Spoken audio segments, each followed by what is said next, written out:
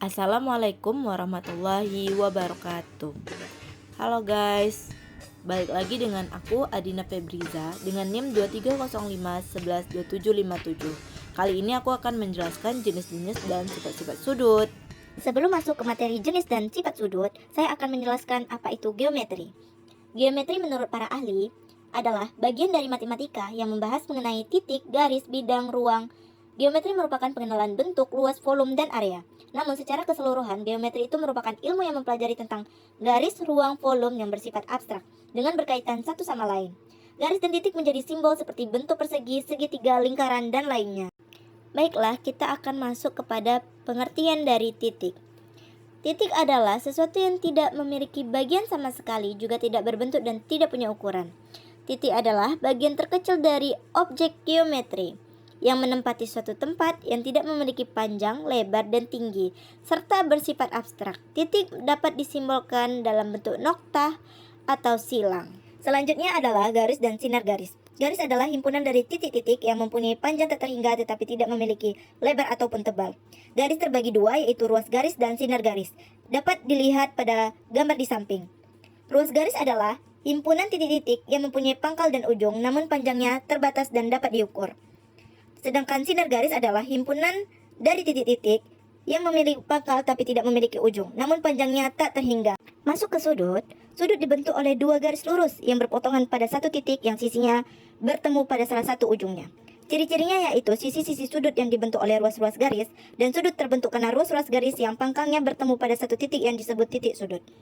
Sudut itu ada sudut lancip antara 0 dan 90, sudut siku-siku 90 derajat, sudut tumpul antara 90 dan 180, dan sudut lurus tepatnya 180. Masuk ke materi utama yaitu jenis-jenis sudut. Ada 6 jenis-jenis sudut. Yang pertama sudut lancip. Sudut lancip memiliki besar kurang dari 90 derajat. Sudut lancip memiliki sudut yang kecil di antara sudut lainnya.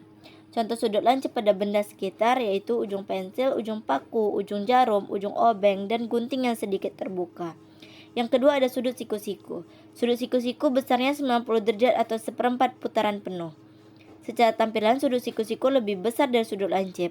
Pada jenis sudut ini, kedua kaki sudut saling berpotongan tegak lurus pada sudut 90 derajat sehingga membentuk sudut siku-siku. Contohnya meja, papan tulis, anak tangga, dan bingkai. Sudut tumpul. Sudut tumpul besarnya lebih dari 90 dan kurang dari 180. Dengan kata lain, sudut tumpul memiliki sudut yang lebih besar dari dua sudut sebelumnya. Yang keempat, sudut lurus. Sudut lurus besarnya 180 atau setara setengah putaran penuh. Tidak memiliki potongan sama sekali.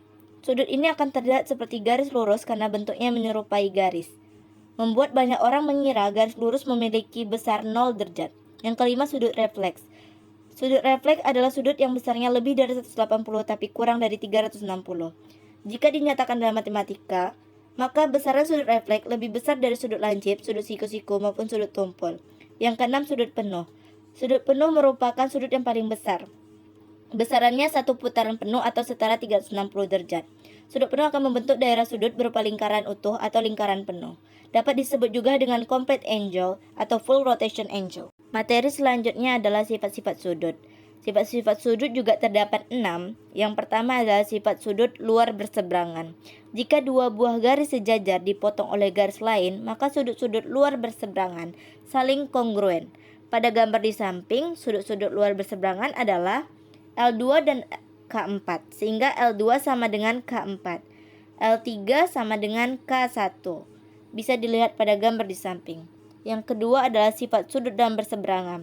Jika dua buah garis sejajar dipotong oleh garis lain, maka sudut-sudut dan berseberangan saling kongruen. Contohnya L1 sama K3, L4 sama dengan K2. Yang ketiga, sifat sudut dalam sepihak.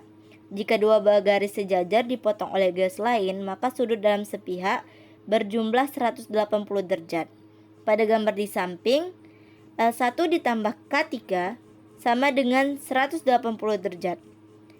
L4 ditambah K3 juga sama dengan 180 derajat. Yang keempat yaitu sifat sudut luar sepihak. Jika dua buah garis sejajar dipotong oleh garis lain, maka sudut luar sepihak berjumlah 180 derajat. Contohnya L2 ditambah K1 sama dengan 180 derajat. L3 ditambah K4 sama dengan 180 derajat. Yang kelima ada sifat sudut bertolak belakang.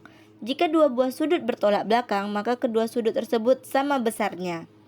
Contohnya, L1 sama besarnya dengan L3, L2 sama besarnya dengan L4. Yang keenam ada sifat sudut berpelurus.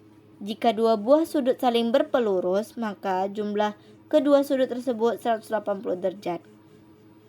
Contohnya, L2 ditambah L1 sama dengan 180 derajat, L2 ditambah L3 sama dengan 180 derajat, L3 ditambah L4 sama dengan 180 derajat, dan L1 ditambah L4 sama dengan 180 derajat. Itulah sifat-sifat sudut dan jenis-jenis sudut. Selanjutnya pengertian bidang. Bidang adalah permukaan datar yang mempunyai bentuk dua dimensi sehingga dapat diukur panjang dan lebarnya. Bidang merupakan perluasan dari garis-garis yang terhubung menjadi satu permukaan datar.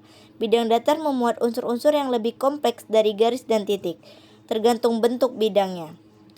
Berikut bentuk-bentuk bidang yang umum dipelajari. Ada segitiga, persegi, persegi panjang, jajar genjam, belah ketupat, layang-layang, trapesium, dan lingkaran. Selanjutnya pengertian ruang. Ruang diartikan sebagai unsur geometri dalam konteks tiga dimensi. Tadi bidang yaitu konteksnya adalah dua dimensi, maka ruang adalah tiga dimensi karena memiliki unsur panjang, lebar, dan tinggi. Ruang didefinisikan sebagai kumpulan dari titik-titik. Contoh dari geometri ruang yaitu kubus, tabung, balok, bola, limas, dan prisma. Karena dia memiliki panjang, lebar, tinggi, dan volume. Sekian presentasi dari saya akhiri. Assalamualaikum warahmatullahi wabarakatuh. Jangan lupa di like, comment, and share.